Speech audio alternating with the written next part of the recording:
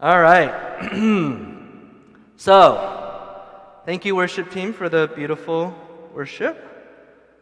This is a lady. Who knows this lady's name by any chance? Her name is Mackenzie Scott. And she helped build Amazon with Jeff Bezos. She went to Princeton, I think. I forget. Then she got a divorce. And she got $40 billion out of that divorce. That's what she's worth. And in 2020, she gave $436 million to food banks in this country. And as soon as that happened, people in the news, the media, started to talk about how this person is one of the top philanthropists of history. And she keeps on giving after 2020. A philanthropist is someone who seeks to promote the welfare of others through generous donations. This guy's name is, does anyone know? What's this good-looking guy's name? Yes. All right, Andrew Carnegie, as his website would dictate. It's Carnegie. He is probably one of the first philanthropists. He has started over 3,000 libraries around the world. 3,000 libraries. He is the founder of Carnegie Mellon University. There's a Carnegie Hall in New York City. And he wrote a book near the end of his life called The Gospel of Wealth. And he said that it is the responsibility of people like him, like really wealthy people, to give as much as possible to the general welfare. And he lived that out.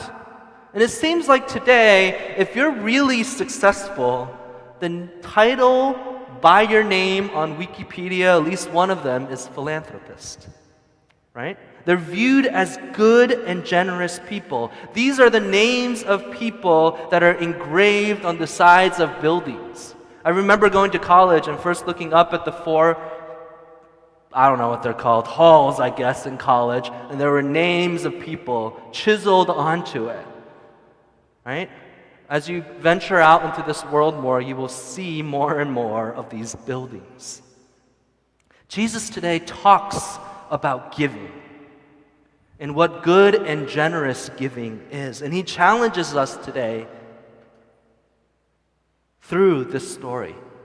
So let's look at it real quick. Mark 12:41-44. Jesus sat down opposite the place where the offerings were put and watched the crowd putting their money into the temple treasury. Many rich people threw in large amounts, but a poor widow came and put in 2 very small copper coins worth only a few cents. Calling his disciples to him, Jesus said, "Truly I tell you, this poor widow has put more into the treasury than all the others. They all gave out of their wealth, but she out of her poverty put in everything, all she had to live on." So that's what's going on in today's story. Through the archaeology, people have found that during the second temple at that time, remember this is second temple, there were 13 chests. They were called shofar chests. Like that one, you see that wooden box there with a thing like a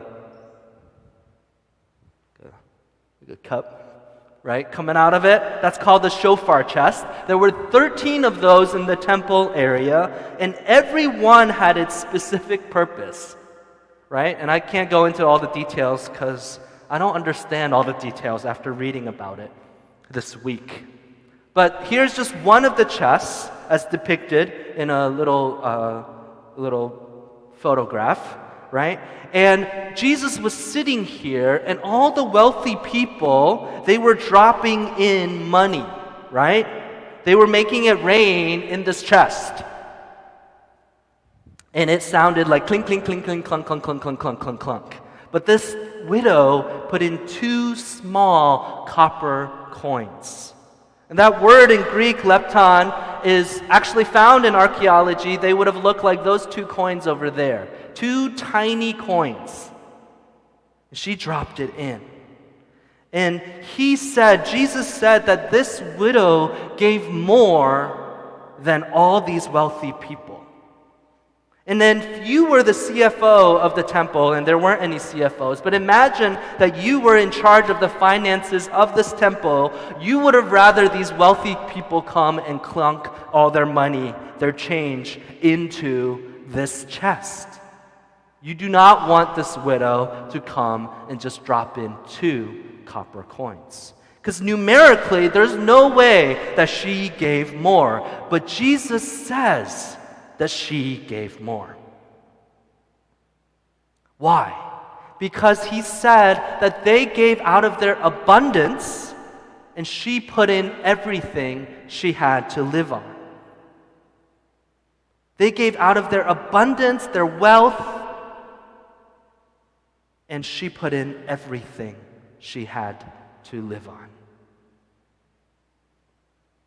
The implication here is that they didn't give the best of what they had. And remember, that was Cain's problem from the beginning. But also remember that in the Old Testament, there are situations where God accuses his people of not offering the best. He says in Malachi 1:8, when you offer blind animals for sacrifice, is that not wrong? When you sacrifice lame or diseased animals, is that not wrong? Try offering them to your governor. Would he be pleased with you? Would he accept you, says the Lord Almighty? So this was happening in the Old Testament when people didn't bring their best, their all, to the temple. And in verse 1:14 of Malachi it says, "Cursed is the cheat who has an acceptable male flock in his flock, but vows to give it, but then sacrifices a blemished animal." So, what's going on here in Malachi? These people were not bringing their best to the Lord. And the same thing is happening in Mark 12 today. So when you first think about it, you may think, why would God want the best from us? Why? Like literally, is he like a selfish God who just wants the best thing that we have? After all, if he is the creator of all things, he has everything. Why would he need the best from us? Why is it wrong that we keep the best for ourselves and just offer to God something? And that's what these people in the Old Testament were thinking at the time. I have a perfectly nice cow here, right? It would be delicious if I ate it. That's just going to be burned up anyways. So why don't we just give a subpar, low-grade cow to God? Like that sort of makes sense from a human standpoint. So is God just selfish? That he wants the best so that we can have leftovers? Is that what's going on here? But who and what do you give the best to? So you see, what we give and the quality of what we give to something shows how much we actually respect and worship and revere that thing. Imagine that your parents are having people over, right? And you give them leftovers. Which parent would do that? Yeah, none of you. None of your parents would do that. None of your parents would be like, hey, let's have Derek over and let's just give him whatever we had last night for dinner, right? That just wouldn't happen. That would be weird, especially in Chinese culture, right? You give the better stuff to the guest who experiences that sometimes, right? Your parents have someone important coming or someone coming and they're like, let's go get the good stuff. It's like, why can't we get the good stuff, right? I feel that, right? Or when I was a kid, I remember before my parents became Christians, my dad would put a fresh, steaming bowl of rice for the ancestors as a sign of respect for the ancestors. That rice was never not fresh. It was always steaming. And during those times in the year when he did that, my food got cold, right? Because the best was offered to the ancestors. Kind of like in Mulan, right? But not as funny and entertaining. Right? So we give the best to the thing and the person we actually revere and respect. So it's not that God's like, I want the good steak for me so you can have the bad steak. It's actually a sign of what and how we actually value God. Do we actually value God honestly and wholeheartedly, or do we not? right? So what's happening in today's story is that this lady who gave 2 pieces of copper coin gave all, and so she revered and valued God more than all these people just making it rain in the shofar chest, right? But the question here is, how much are you giving to God right now?